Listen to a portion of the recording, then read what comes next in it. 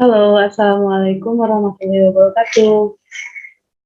Oke, baik untuk pertemuan pertama kali ini kita akan membahas tentang hukum Newton tentang gerak. Nah, di sini akan kita bahas ada 4, yaitu tentang definisi gerak, yang kedua hukum 1 Newton, yang ketiga hukum 2 Newton, dan yang keempat itu adalah hukum 3 Newton. Kita masuk yang pertama yaitu tentang hukum 1 Newton. Nah, sebelum kita masuk ke pengertian gerak, akan mengasih contoh kepada adik-adik semua. Di sini kakak punya alas dan punya mouse. Ketika kakak gerakan ke kanan dan ke kiri, apakah mouse ini bergerak?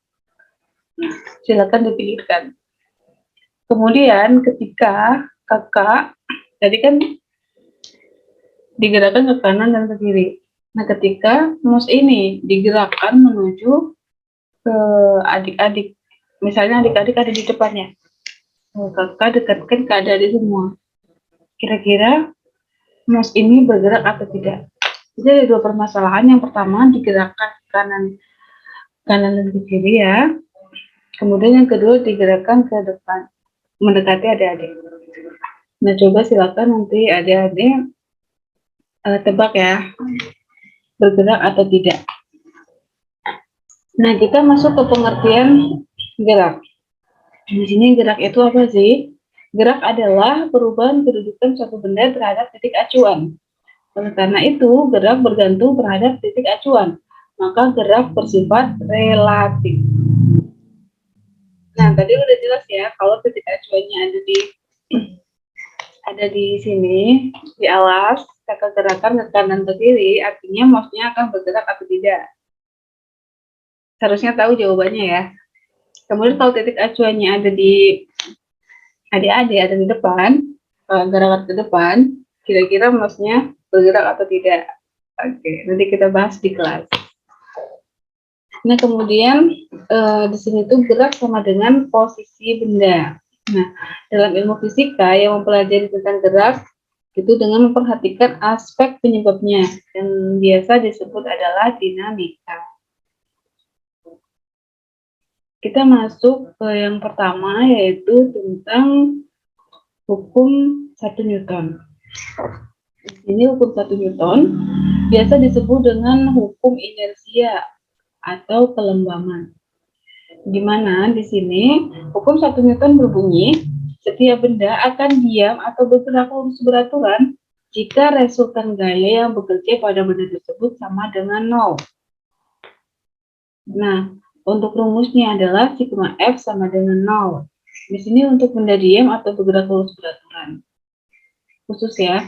Kemudian benda cenderung mempertahankan keadaannya yang disebut sifat kelembaman atau inersia. Nah, di sini ada contoh dari hukum 1 Newton. Yang pertama adalah mobil mengerem mendadak.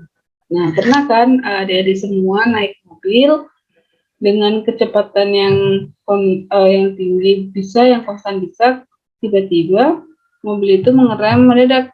Apa yang akan terjadi? Pastinya tubuh adik-adik akan terdorong ke depan.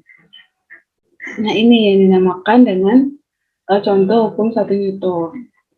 Tadinya itu kan mobilnya semula diam, kemudian mobil tiba-tiba bergerak. Itu juga contoh dari hukum 1 Newton. Karena di sini tubuh adik-adik itu terdorong ke belakang. Kebalikannya dari yang tadi ngerem mendadak. Seperti itu ya.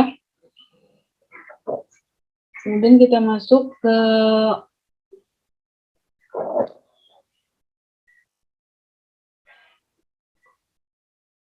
hukum 2 Newton. Di sini hukum 2 Newton, bunyinya itu adalah besarnya percepatan yang dialami suatu benda berbanding lurus dengan gaya yang bekerja terhadap benda tersebut dan berbanding terbalik dengan massa bendanya. Nah, di sini rumusnya itu sigma F sama dengan M kali A. Yang dikatakan di sini kan percepatan itu berbanding lurus dengan gaya atau sigma F, tapi berbanding terbalik dengan masanya. Nah, di sini ada dua ketentuan, yaitu semakin besar gaya yang diberikan, maka semakin besar pula percepatannya. Dan semakin besar massa benda, maka semakin kecil percepatannya. Seperti itu ya. Nah, di sini ada contoh dari hukum 2 Newton. Kira-kira yang contoh pertama ini, ketika gaya yang diberikan cuma satu orang untuk mendorong mobil, percepatan yang dialami akan besar atau tidak? Ya, tidak ya, karena di sini gaya yang diberi itu cuma satu orang, berbeda dengan gambar yang di sebelahnya, di sebelah kiri, di sebelah kanan yang ini. Di sini ada banyak orang mendorong satu mobil, dan di situ kan semakin besar gaya yang diberikan, maka semakin besar pula percepatannya. Seperti itu ya. Kemudian kita masuk lagi ke hukum 3 Newton. Di sini hukum 3 Newton berbunyi setiap ada gaya aksi yang bekerja pada suatu benda, maka akan timbul gaya reaksi yang besarnya sama, tetapi arahnya berlawanan. Nah, di sini seperti yang ada di gambar sini ya. F reaksi misalnya, ini kan pakai pemisalan, F reaksi atas, maka F aksinya bawah. Ini misalnya ya.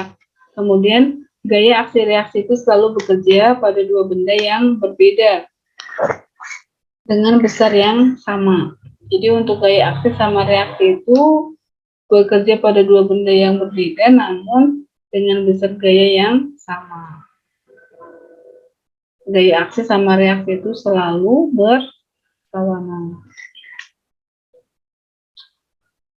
Oke, kita masuk ke contohnya. Di sini contoh dari hukum 3 Newton. Yang pertama itu ada roket yang meluncur ke atas. Yang kedua adalah sekumpulan orang mendayung. Nah, di sini ada penjelasannya. Roket bisa naik ke atas disebabkan oleh semburan gas ke arah bawah. Jadi gaya aksi dan reaksinya saling berlawanan. Kemudian kalau yang orang mendayung itu arahnya berlawanan dengan air ya. Ya. Ini dinamakan contoh dari hukum 3 Newton, aksi dan reaksi. Kemudian kita masuk ke contoh soal. Nah, di sini contoh soal yang pertama adalah akibat pengaruh gaya F, sebuah benda yang masanya 5 kg, ini masih 5 kg, bergerak dengan kecepatan 3 meter per second persegi. Berapakah besarnya gaya F yang bekerja pada benda tersebut? Yang ditanyakan adalah gaya F. Oke, kita ketahui terlebih dahulu yang pertama adalah massa.